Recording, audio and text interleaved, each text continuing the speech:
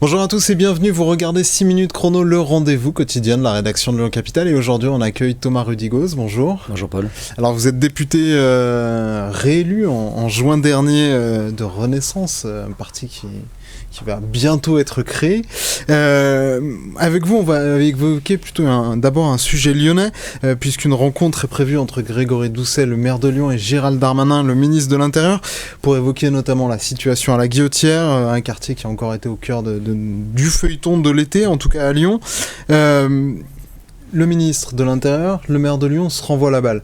Vous, j'imagine que vous êtes plutôt du côté du ministre de l'Intérieur. En quoi la ville de Lyon est responsable finalement du dysfonctionnement de ce quartier, plus que l'État? Déjà, je suis très content de vous revoir parce que on s'est revu la dernière fois, c'était pendant les campagnes électorales, donc ça me fait plaisir d'être à nouveau sur votre plateau.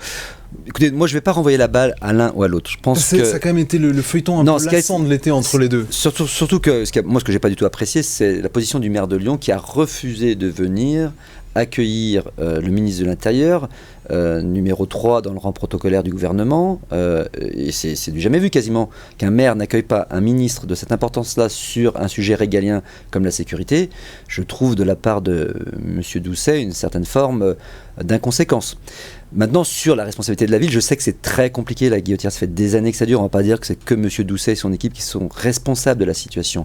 Par contre, ce qu'il faut faire, c'est s'unir, c'est faire du collectif, et c'est pas se renvoyer la balle. Alors à un moment donné, bien sûr qu'il y a un jeu politique dans ces moments-là, mais l'État met des moyens, comme jamais on a fait. Alors peut-être qu'avant on n'en avait pas fait assez, mais là, le ministre de l'Intérieur a pris des décisions très importantes en matière de force effective de police. Il avait pris l'engagement il y a 2 ans de monter jusqu'à 300 policiers de plus sur la métropole de Lyon.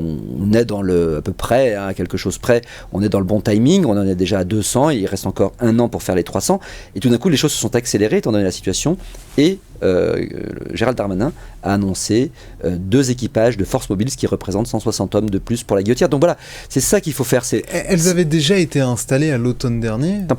Temporairement, ce qui avait plutôt marché, mais c'est quand on les enlève, et ce qui, à un moment donné, ça montre bien peut-être que la réponse, c'est d'avoir, comme on dit parfois un peu trivialement, d'envoyer du bleu, et pas forcément des caméras de vidéosurveillance, que la présence policière est plus efficace que des caméras. C'est 2 sujets différents, mais qui se rejoignent. L'un n'empêche pas l'autre, c'est-à-dire qu'il faut plus de force de police, il faut plus d'hommes, de femmes qui portent des uniformes en bleu, que ce soit de la police municipale ou de la police nationale, pour maintenir cette présence policière, pour sécuriser ce quartier qui est parfois une zone de non-droit. Donc ça, c'est indispensable.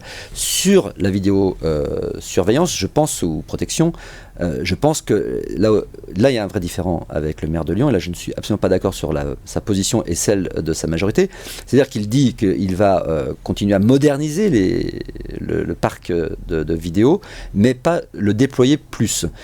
Et ça, ce n'est pas possible. On le voit, on a besoin de ces caméras sur plein d'affaires, qui peuvent être d'ailleurs des petites affaires du quotidien, et puis de plus grosses affaires, jusqu'à même des actes terroristes, comme nous avions connu place Bellecour, enfin rue Victor Hugo exactement, il y a 3 ans. Et d'ailleurs, cette affaire avait été résolue grâce à la vidéosurveillance. Et là, je ne comprends pas le maire de Lyon, et le ministre de l'Intérieur d'ailleurs a proposé au maire de Lyon d'investir. Ça réglerait pas le problème, c'est pas une baguette magique. Non. Est-ce que ça réglerait pas le problème à la Guillotière? Ça participe au règlement du problème, si. Je pense, parce que comme ça, on peut interpeller les auteurs de faits à n'importe quelle heure du jour et de la nuit grâce à ces caméras-là. On va évoquer maintenant l'autre dossier de cette rentrée, là, qui est un dossier plus national, même si peut-être qu'il va y avoir des conséquences locales. C'est l'énergie. Emmanuel Macron, d'autres membres du gouvernement ont prévenu que potentiellement on pourrait manquer d'électricité à l'automne, durant l'hiver.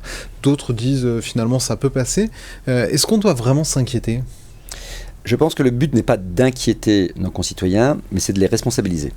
On ne sait pas comment va se passer l'hiver, on ne sait pas si ce sera un hiver rude ou un hiver plutôt doux, même s'il commence à avoir des projections de Météo France, mais on sait que c'est quand même encore une science un peu inexacte avec autant de délais.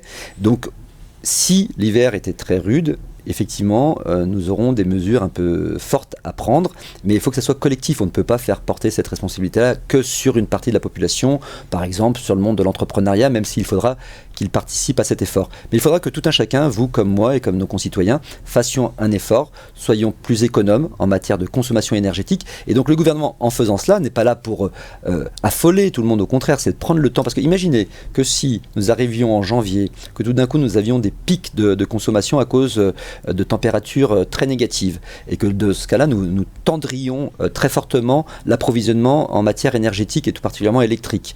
Et que donc nous serions obligés de prendre des mesures fortes de réduction, voire de coupure à certains endroits pour certaines entreprises ou pour certains quartiers.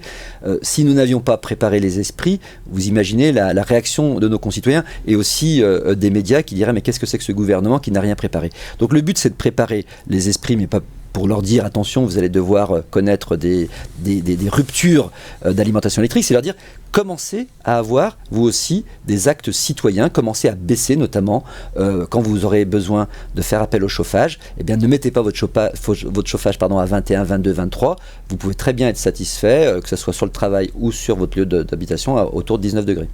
Merci beaucoup Thomas Rudigos d'avoir répondu à notre invitation, à nos questions. Moi je vous donne rendez-vous très bientôt pour une nouvelle édition de 6 minutes chrono. D'ici là, portez-vous bien. Au revoir.